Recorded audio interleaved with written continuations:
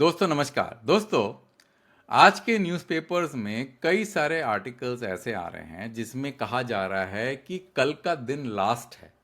सरकार एयरटेल को एजीआर के ऊपर रिलीफ देने का अपॉर्चुनिटी जो है वो कल के बाद खत्म हो जाएगा, क्योंकि कल तक एयरटेल को अपना एजीआर का इंस्टॉलमेंट सरकार को पे करना पड़ेगा अगर उनको रिलीफ नहीं मिलता है।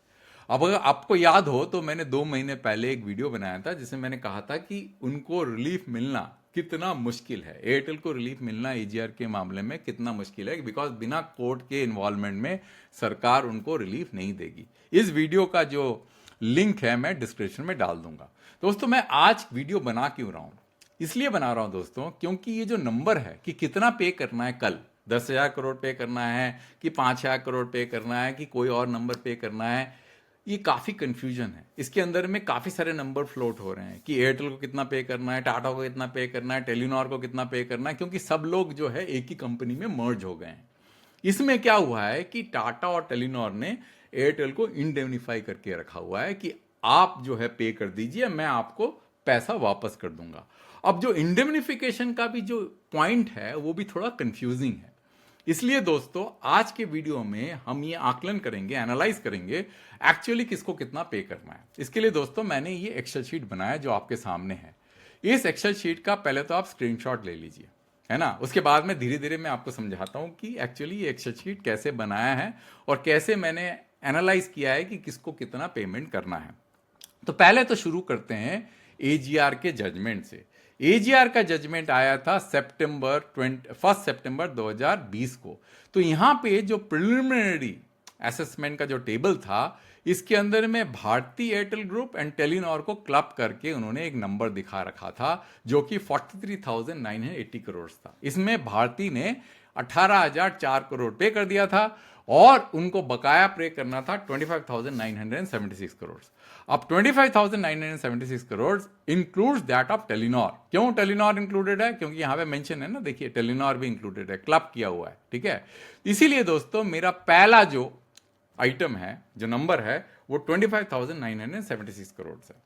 अब ये जो 25,976 करोड़ है, ये बढ़ के आज के तारीख में 38,604 करोड़ हो गया।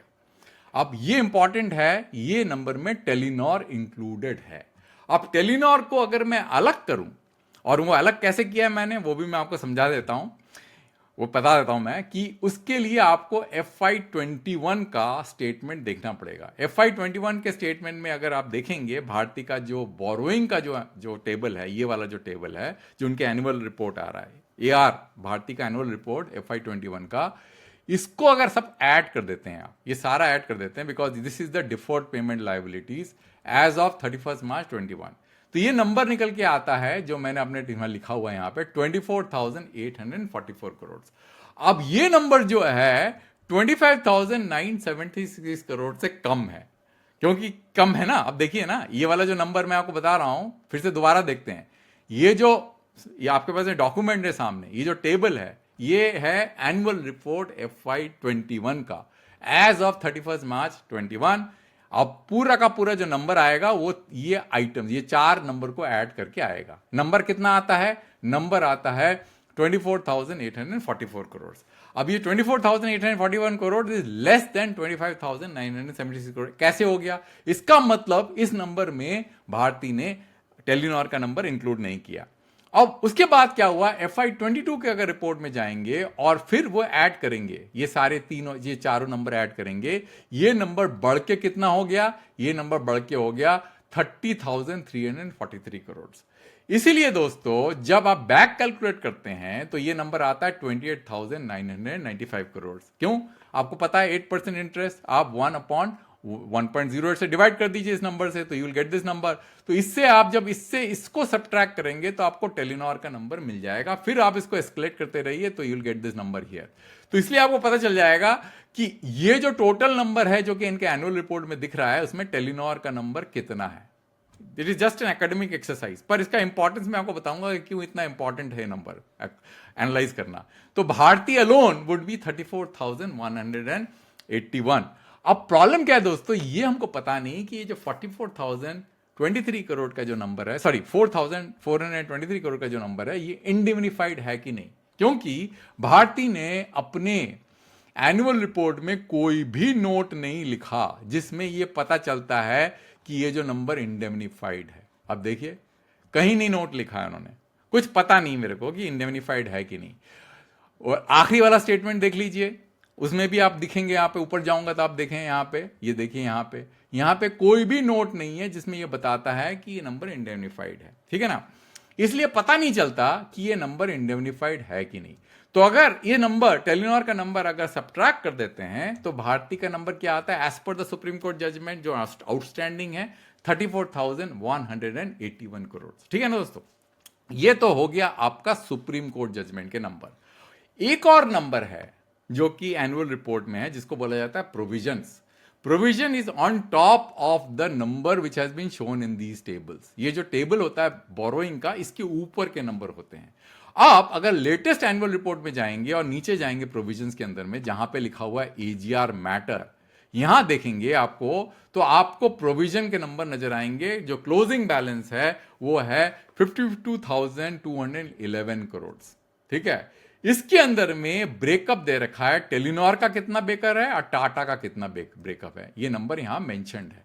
तो मैंने क्या किया, इसको मैंने यहां पे इस टेबल में ऐड डाल दिया।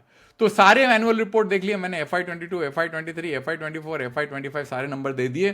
तो सुप्रीम कोर्ट के जजमेंट के हिसाब से जो TTSL का, TTM का नंबर है, उन्होंने प्रोविजन में दिखा रखा है, और ये नंबर बढ़ के 19,503 करोड़ हो गया।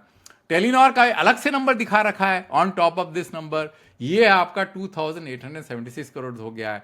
और जो इंडेमनिफाइड, ये दोनों आइटम्स इंडेमनिफाइड है, उन्होंने मेंशन कर रखा है यहां पे। अगर आप जाएंगे एनुअल रिपोर्ट के अंदर में, आपको दिखेगा कि ये वाला जो नोट अगर पढ़ लें आप, इसमें इंडेमनिफाइड के नंबर क्लियरली मेंशन्ड है, ठीक है ना। तो जो नहीं है वो है 12,832 करोड़। तो ये वाला जो नंबर है, ये तीनों नंबर को ऐड होके कितना आता है, 32,211 करोड़ आता है। तो इसको आप अगर इस नंबर से ऐड कर देते हैं तो आता है 73,815 करोड़, विच मीन्स, इसका मतलब ये निकला कि अगर आप 8% के हिसाब से जो अपना इंस्टॉलमेंट कैलकुलेट करेंगे, वो नंबर आएगा 15,967 करोड़, ठीक है। इसमें टेलीनॉर का कितना इंस्टॉलमेंट हो गया जो कि इंडेमनिफाइड है, 622 करोड़, और टाटा का है 4,219 करोड़, और एयरटेल का हो जाएगा 11,126 करोड़। अब दोस्तों, अगर मान लेते हैं कि ये जो 4,000 जो है 423 करोड़, अगर ये भी इंडेमनिफाइड है, तो ये जो है इस अमाउंट से 957 करोड़ सब्ट्रैक्ट हो जाएगा, और एयरटेल की लायबिलिटी कितनी बन जाएगी, फिर एयरटेल की लायबिलिटी बनेगी आपका, इन दोनों को सब्ट्रैक्ट कर दूंगा, 10,170 करोड़। तो ये आता है एयरटेल की liability. Rest will be indemnified provided this number 4,423 crore indemnified है। समझे आप दोस्तों। अगर ये इंडेमनिफाइड नहीं है तो एयरटेल की लायबिलिटी बनती है 11,126 करोड़। समझे दोस्तों आप क्या बोलना चाहता हूं। यही मेरा उद्देश्य है इस वीडियो को बनाने का, और कुछ नहीं है, जस्ट टू क्वांटिफाई कि कितना अमाउंट किसको कितना पे करना है, कितना डिटेल में दे रखा है, कितना नहीं दे रखा है। अंत तक वीडियो देखने के लिए बहुत बहुत धन्यवाद। एक वीडियो दूसरे टॉपिक में जल्दी लेके आऊंगा।